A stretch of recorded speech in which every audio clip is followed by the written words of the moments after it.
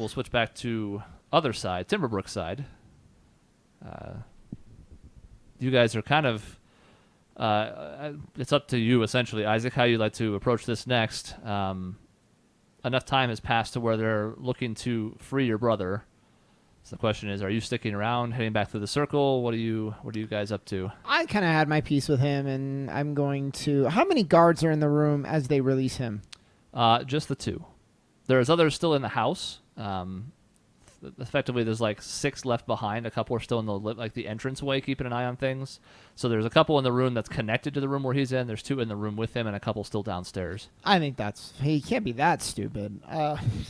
So I'm fine with going in a teleportation circle and just getting ready for the, or I guess staying there. I think we were walking at the end. Anyways, I'm good to come back. You also know, just from some experience at this point, that he can't activate the teleportation circle on his own unless something's changed since the last you remembered of him, because he doesn't have the magical abilities that some people in your family do. So it's not like he could just storm downstairs and jump through and start to raise hell. Yeah. If he had somebody else to do it, potentially, maybe, but on his own, he's going to be sort of stuck there. So you guys are going to head to the circle? Yeah. Grail's sort of, not just because I'm playing here, but just because in general this is your situation overall. She's sort of following your lead on this. Yeah. Yeah. You guys head back down. The couple guardsmen that are there sort of nod. One Cabal member, one non. Nod in your direction. And if you guys are ready to go through, they're going to accommodate you to do so. Cool. Yeah. Okay. You guys step on the circle. Just the 2 of you this time. That familiar light glows momentarily and stomach drops. Tessian, I need you to make an Arcana check. Oh, no. Not me this time, sucker. Yep. You've been doing well on it. That's like the best thing you've done. Yeah, it really is. Even with the odds stacked against you. 18. I have the blessing of Cord. As you are standing in the hallway just a moment after Cass has left, there's this moment where you lose the sense of what's around you.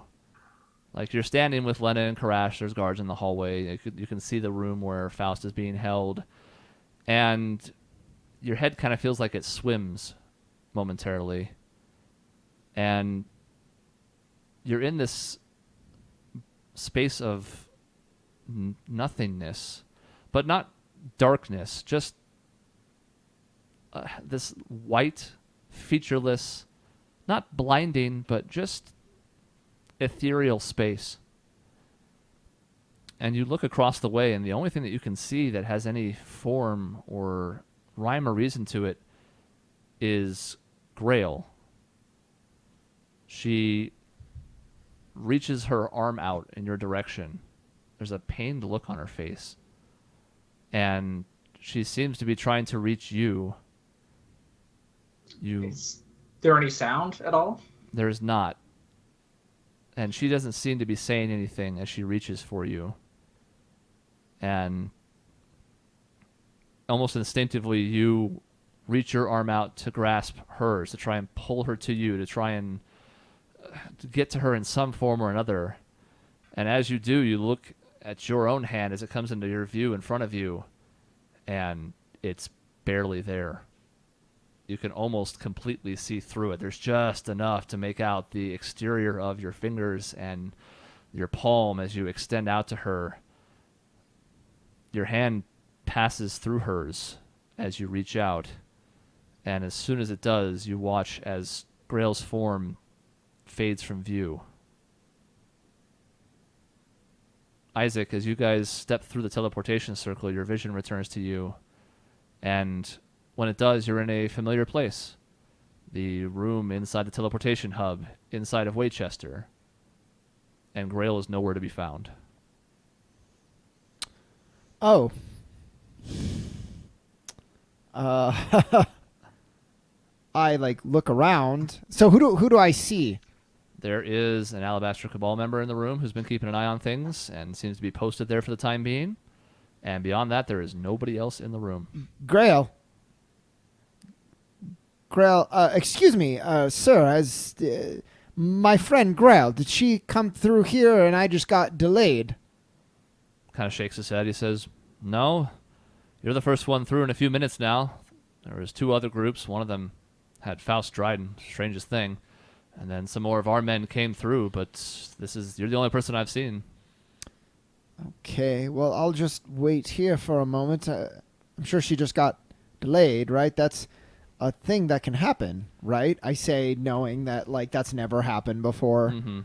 And he sort of gives you a response of that nature, but you're not really listening to it because you already know the answer. But he's like, well, actually, it's supposed to happen pretty quickly. If she was there, she would have come through, but it's only kind of in one ear, out the other. Okay. And Tessian, in that split second, your vision returns to you. You look down at your hand as you come back to what appears to be the real world of sorts. Karash is next to you. Lena's next to you. The scene is as you saw it seconds ago. Your hand is once again. Ah. And it does subside after a few seconds, but even as you come back, there's still that moment where something isn't quite right. Tessian Do just I sort notice of this? Tessian just sort of leans up on Karash, who's probably the heaviest object next to him, and You would just knock me over if I you ship tried it. to lean on me. well, just sort of like props himself up, and he's just like, Grail, and he just starts running towards the teleporter. It's where we were going. And it's but- funny because I'm going to grab the guy by the shoulders, not like by the scruff. I'm going to say, my colleagues, where did they go?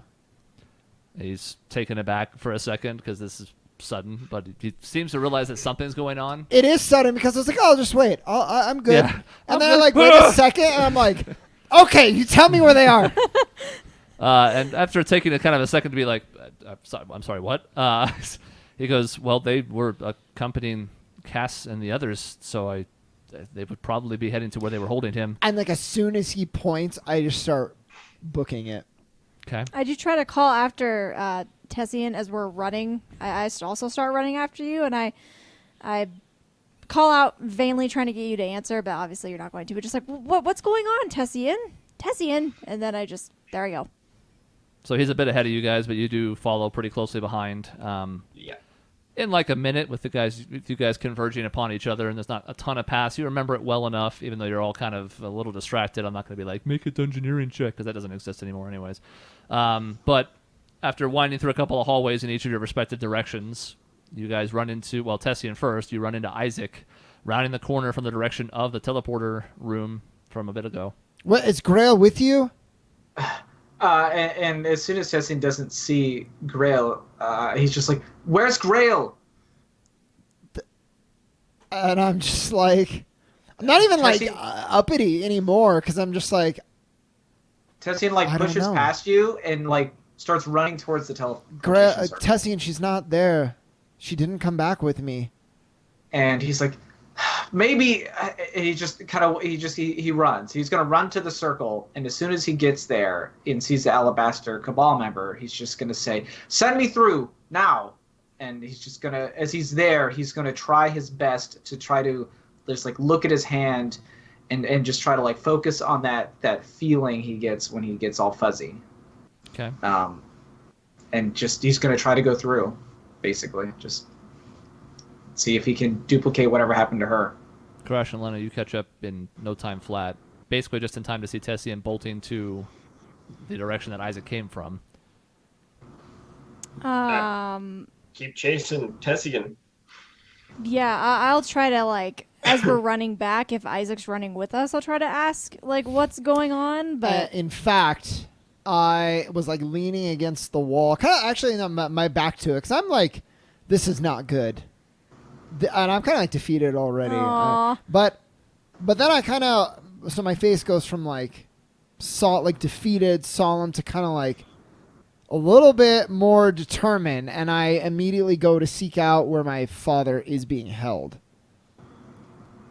So that's what I'm doing. Well, I guess if I see Crash going after Tessian, I'll go with Isaac. I don't know where Sure. you're going, but I'll follow and just be like, what's going on? Well, that's what I'm going to go find out, Lena. I have suspicions that my father is up to no good again. And I just kind of nod and follow your lead. Mike is silently screaming. Yeah. Yeah. God damn it. So how far away from where we pass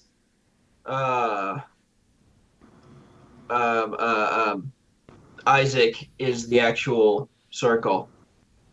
I don't know, a minute and a half running. Okay. God damn it. I'm genuinely conflicted here.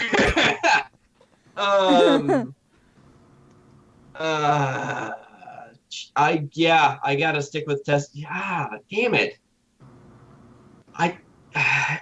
Yeah, at least until I figure out what the hell's going on, I'm going with Tessian. Okay. So Tessian, you make it to the room first. Karash, you start running after him. You can sort of see him just off in the distance when there are longer stretches without, like, the more open rooms, you can kind of keep an eye on him as you're following him. But on the tighter hallways, you kind of lose sight of him intermittently. Lena, you head with Isaac in the direction of the holding cell, which you both know where to go at this point. You've been there at least a couple times. Tessian, you get there first and yell at the Cabal member, and he once again kind of has this look of like, what the hell is going on? But again, he seems that there's some kind of urgency, and he's talked to Cass, so he knows that you guys are good to go, so he activates the circle as soon as you get out in the middle of it. You keep an eye on your hand as your vision fades, and when it returns to you just those moments later, and you step to the other side, you're now back in the basement. There's still a couple of guardsmen there, and you look at your hand, and it seems fine. Tessie just takes a few steps forward and then just kind of falls to his knees and slumps and just looks down at his hand. Karash, And it's just... Sorry, go ahead. No, he's just defeated. Karash, you make it there moments later with a now somewhat perplexed-looking Alabaster Cabal member looking at you as you run in, says, "Let me guess, need to go through?" Did anyone come through here a moment ago? Yes, there was a man who looked like he was in quite the hurry, and then before that, a couple other groups a few minutes before that. And the man that just ran out of this room, did he come alone? He assumed you're asking about Isaac, just yes. for the sake of his confusion. Okay, he says, "Yeah, there was nobody else with him at the time. He seemed confused by that, like he was expecting someone else, but it was just him." It should not have been just him. And is there a way for you to send me now? He nods. He says, "Sure, just step out onto the circle." Is there something happening? Should we inform someone about what's going on? I don't know. I'm going to jump into the circle. This guy's doing his best. Give him a 5-star review on Yelp, please. Yeah. And so again, without it seems like he wants to ask at least another question, but sensing the urgency, you push him to the side. You step out of the circle, and he activates it for you, so you can pass through. And when you do so, you see Tessian prone on the ground, a few steps away from the teleportation circle. Tessian, what has happened? Tessian's just sort of there on his knees, just looking at his hand, and he's just... When my magic touched his, Karash, my hand, it vibrated, like it did with the medallion. I thought it was odd, but whatever magic he wielded was connected. I thought it had something to do with me, but it wasn't for me, Karash. It was for Grail. Me touching it just... I should have seen it coming. Why would it have been for me? He wouldn't have known. But Seen what coming? Where is Grail? best guess, Karash? Wherever it is her grandmother came from. The other place. And There's the magic he wielded, Karash. It interacted with that place. That other world. I should have known. He couldn't have been targeting me. He wouldn't have known about the medallion. But Connor, the Blades, they know about it. He knows about it. And Tessin just sort of gets this look in his eye, and he's just like, we have to turn this place inside out, Karash. We have to look in here. Somewhere in this place, Faust Dryden knows the secrets of whatever that other place is. He did this to Grail. I will help you. I do not understand what we're looking for, but I will help you. I'm going to cast Detect Magic to... Because, yeah. Mm-hmm. There is a teleportation circle behind you. Oh, really? It is enchantment-based magic. Oh. There's an Alabaster Cabal member who seems pretty strong, pretty gifted magically. I don't ever really say this, but you always kind of detect the faint magical presence of certain party members, like Tessian before you. But there's nothing else that stands out as far as any lingering effects in this room currently. There is also a faint source. There's also a faint source of magic behind the wall that you know where that leads to. Could it be the orb? Does that have anything to do with what has happened? And Tessin is just, it could. He could have been lying, but. And he looks back to the circle and is just like, did Isaac follow you at all, Lena? I believe they went the other direction. I did not hear or see them after I passed, but I do not know what it is they are doing or why Isaac is leaving without Grail. I'm very confused. And Tessie just kind of puts a hand on Karash's arm, and he's like, no, Karash, he didn't leave without Grail. Whatever Faust Dryden did, it was one half of the equation. Grail stepping onto this portal here completed it. She didn't get teleported to Waychester. She got teleported home. And not to the farm, Karash.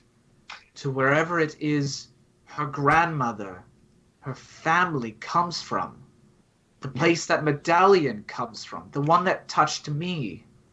Yes, Tessie, and I understood that. I mean, I don't know why he left without trying to figure out where she went. I understood she is not coming back. But we will look. Start looking around. I don't know where to start with this. Is there anybody else in this room besides the Alabaster dude at the gate? And one of Cass's guardsmen, but that's it for now, yes. Okay, I'm going to yell at the guardsman.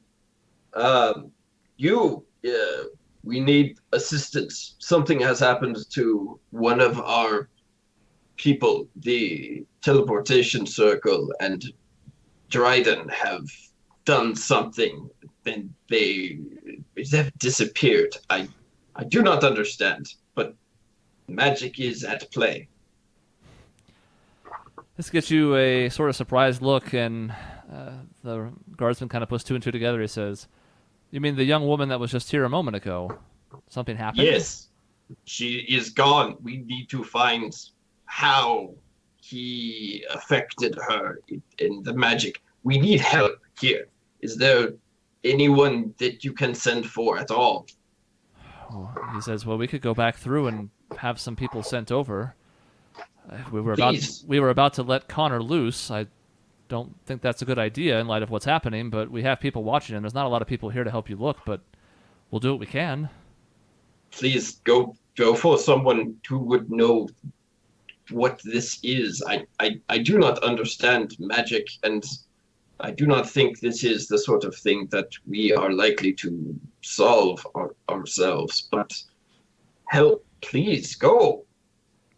He kind of looks at the Cabal, and he gives a nod. He says, all right, let me go see what I can do. If nothing else, I'll find Cass. She'll know what to do, or at least where to start. It might take some time, but let me get over there and see what I can get to happen. And he steps on the teleportation circle, and the Alabaster Cabal member puts him through and disappears. Tessin just looks to Karash. He's like, Karash, I think the only man who can help us here is Faust Dryden. And I don't think he's going to be very free with his answers. Maybe, but we should at least try to find out what is happening before we go to him. I do not believe he would tell us the truth. And if he did, I do not know that it would be all of the truth. Tessin will look to... Oh gosh, I guess the Alabas... No, that won't work. He looks, and then he realizes, no, that's not going to work. And he's just like, we need Isaac here, Karash. We need to look this house over. His father's lab, we need to get into it. And then he kind of shakes his head and steps onto the teleportation circle and motions for Karash to come along. And he's like, come, we need Isaac. Yes, fine. I'm gonna go. I'll step in too. See, the problem is neither you or I have ever been to this place. Yeah. The lab. No one on this place, which Tessin realized has been here, because like you guys looked around with a couple of guards, I think, but it was just some rooms. Like we haven't been to his lab. No one has. So I don't even know where to begin in this house. Mm-hmm. So and my first thought would be to go talk to Connor, but first of all, I don't think anybody's gonna let me. And second of all, whatever my intentions might be, I don't know if he'd be. Actually, because I swore I wasn't going to do any more torturing. So, yeah, I don't know. I got nothing at this point. So let's go. Let's go find him as quickly as we can. So we'll motion to the Alabaster Cabal to send us through, and Tessin will kind of give him that look of like, sorry, dude. Yeah, well, luckily this isn't especially taxing or anything. It's the whole reason to spend a year building the teleportation circles to make it easier once you go down the road. It's not like he's burning through teleport spells every time you guys do this. He's like, God, I'm on a 7th level slot, you assholes. So you guys make your way back to the circle. Isaac and Lena, you guys quickly head off in the direction of the cell where Isaac, your father, is being held. So I guess I need to see, like, what am I walking into so I can demand to speak to my father? Like, is there, like, a guard? And is the cell, like, I don't know what we're looking at. There are 2 guards posted on each side of the door and 2 guards posted across from the door. Okay. There are multiple guards inside the 2 doors that lead into this hallway, essentially. So, like, 2 posted on each side of those doors as well. So you can see 2 on the interior on each side of that door. Frederick is one of the ones standing across from the door. Okay. I will go in and say, Frederick, we need to speak to my father. He gives you kind of a look. He sees that you're sort of panicked. He says, I suppose the question I have to ask is why? He did something with Grail. To Grail. She's not here, and I think he's behind it. He kind of shakes his head. He's like, the Empress's orders were not to let anyone in or out until at least she was present for it. But if it's done something to your friend, he's like, you can see him, like, he's kind of torn on this because he's pretty by the book, but he's also sensing the urgency here. He goes,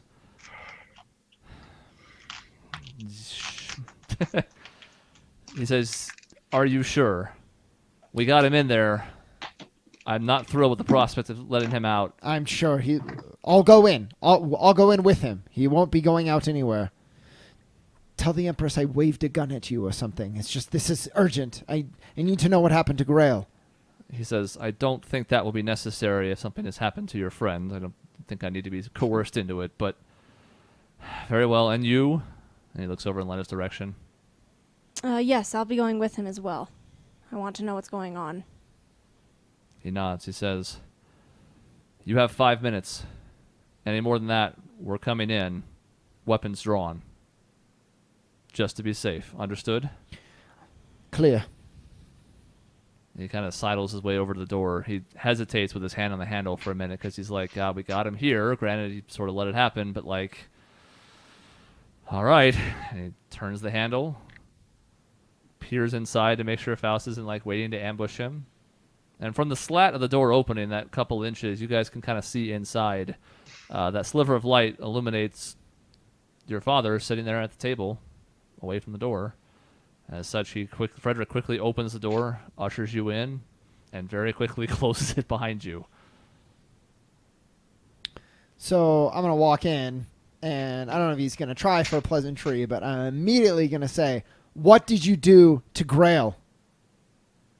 Kind of looks up in your direction at this point. There is some strange lighting implement in here that seems to be more technologically based. So the room is actually lit at this point. Otherwise, it would have been pitch black. But that seems to be something they put in place knowing they were going to hold him there. They're not unreasonable monsters. They're not holding him in the dark for 2 weeks. So you can see his expression kind of change as you mention this. And he says, "You would blame me for everything, wouldn't you?" Do we have to play coy? Do we always have to go through this game where I accuse you of something and you make up some fancy, articulate excuse? Just be straight with me for once. What did you do to her? You know she's not here. She didn't make it through the teleportation circle. She left with me, and she never reappeared. How would I know any of this? I don't. Your other friends came into I could see them in the hallway when they dropped me off. You weren't here either. Am I supposed to assume you're gone as well? I don't know. You're the one, Father, making hand spells that we don't know the nature of before we left. That was exactly what I said it was. I made sure things were safe at the manor before I left. There are security protocols in place to rooms that I'd rather not you access.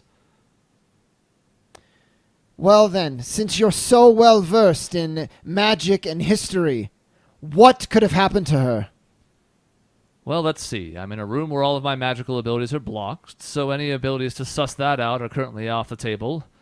And I have not met the woman in question outside the 1-minute lovely conversation we had inside the rooms of my manor when you were having me arrested. So you would like me to understand what exactly here? And yet you know so much about her. Somehow we never got to the bottom of that, did we?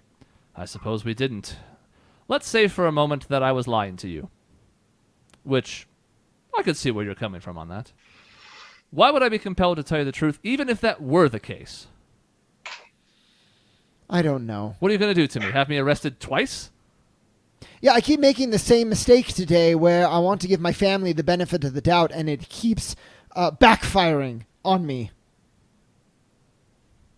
He kind of just shakes his head at you. He says, whether or not you believe me, that's up to you. Fine, let's say I do believe you. Then help me figure out where she is.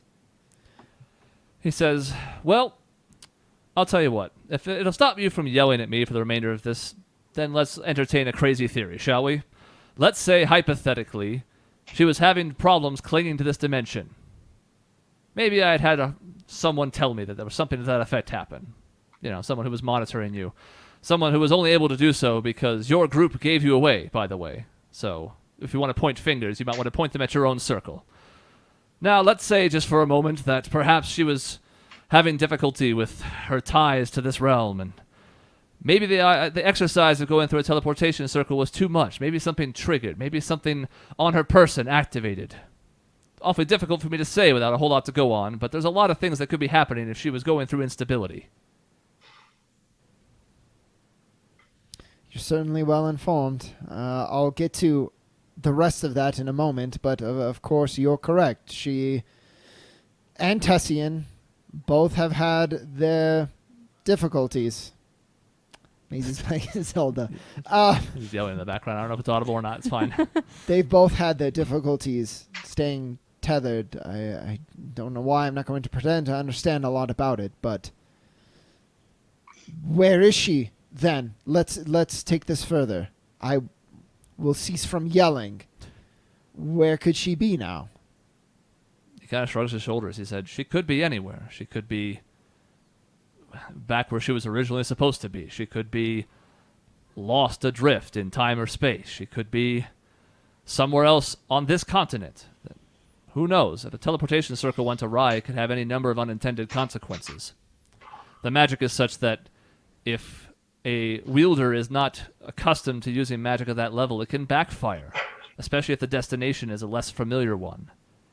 So it's difficult for me to say. All right. Let me Well, ask you this then, since you think I'm this evil megalomaniac. If I was going to get rid of her, why wouldn't I just get rid of all of you and take my place back in my manor and go sleep in my bed like I intended to do this afternoon? I don't know. You're the chess master. I can tell you the only reason I think any of us are alive is because our gambit worked, and maybe that's me being naive, but you're not ready to throw in the towel yet. That might be an anachronism on It's the name of the campaign. It's fine. on this ruse that you have, on your family name. I bet on that. If you were curious, that was my call. Now, whether it ends up being a benefit or the downfall of us all, either one is on me. I will give you this since we're being cordial. There were some anticipated moves that I expected you to do. You usually react the same way when cornered on the chessboard. Didn't quite see this one coming. I thought perhaps it was possible, but I didn't think you would be so brazen. But you did catch me off guard to some extent this morning. I will give you that. I also was not just going to outright kill you and your friends. I think you know I've already had the opportunity to do so if I chose. That went into the thinking as well. That said, there are things more important than a man's name. There are things more important than a legacy. Protecting the things that you care about sometimes involves doing things that you might not be so okay with overall. And I just wonder,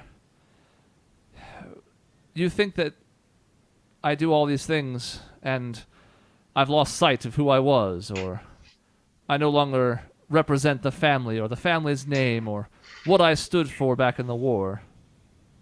What do you think I'm doing now?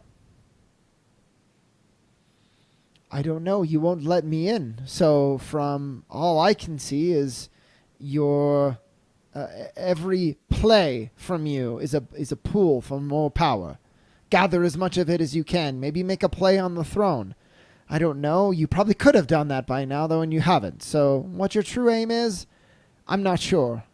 But it takes a certain kind of someone to kill scores of people and say it's in the name of good or justice. Kill scores of people. I swear, it's like even as you get better and better at figuring things out, you still drift further away from the truth. How many people have you seen dead?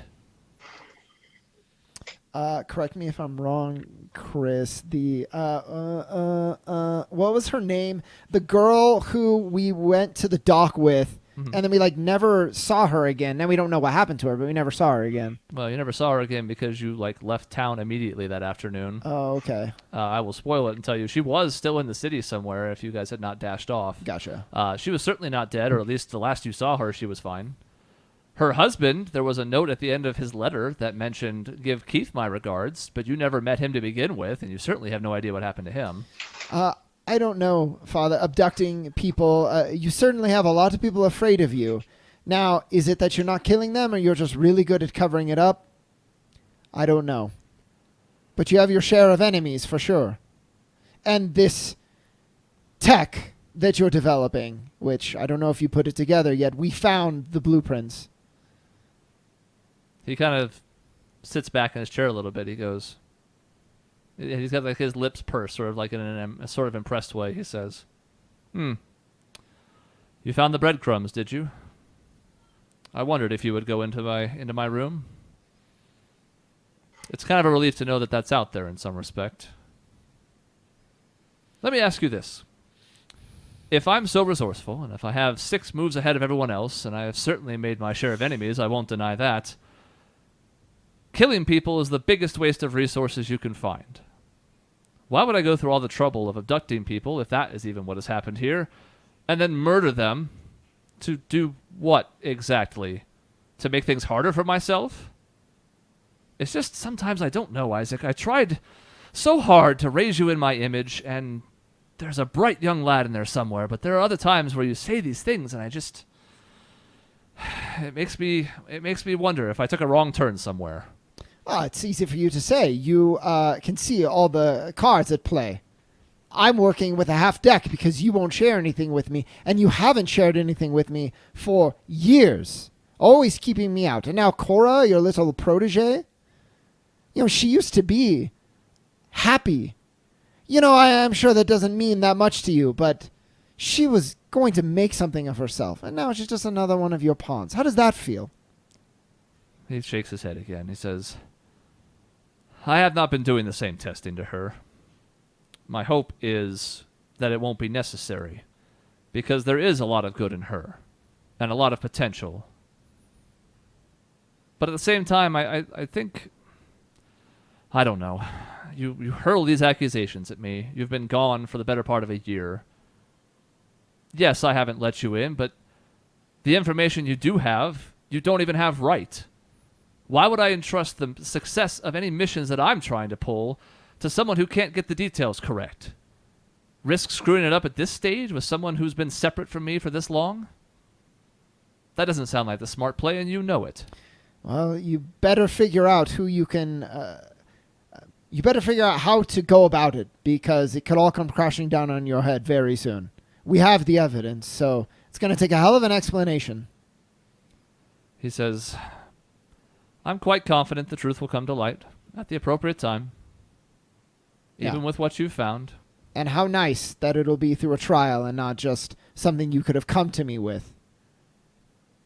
He shakes his head. He says, these are details that are too big for any one man to carry. Even I can assure you of that.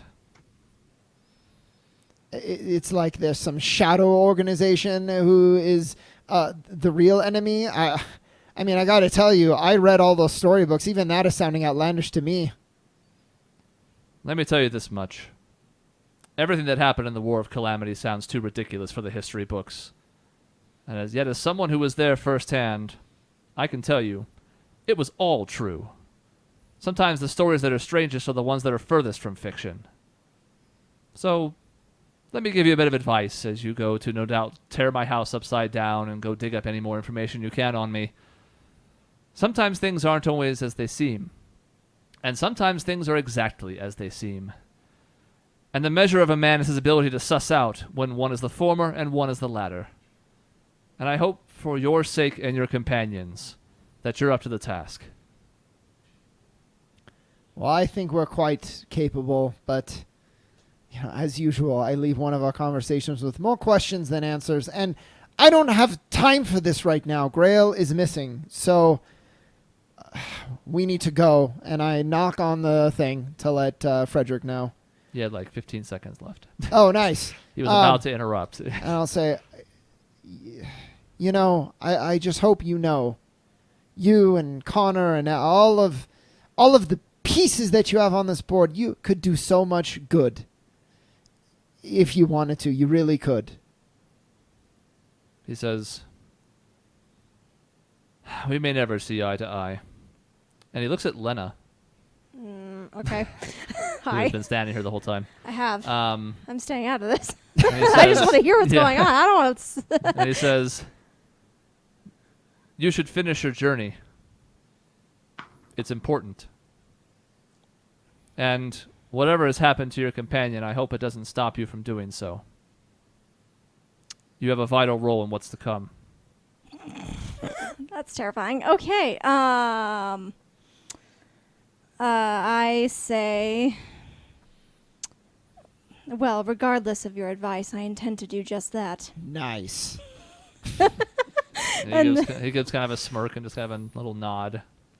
And Frederick opens up the door and the light bursts in and blinds you. It doesn't really. It's dim in there, but it's not that dim. The light from the outside kind of floods the room, and you guys can head out if you'd like. All right. Faust sits in his chair, doesn't seem to make any moves whatsoever as you open the door and head outside. Well, we'll talk again soon, Faust. And I head out. It's been fun, son. As the door closes.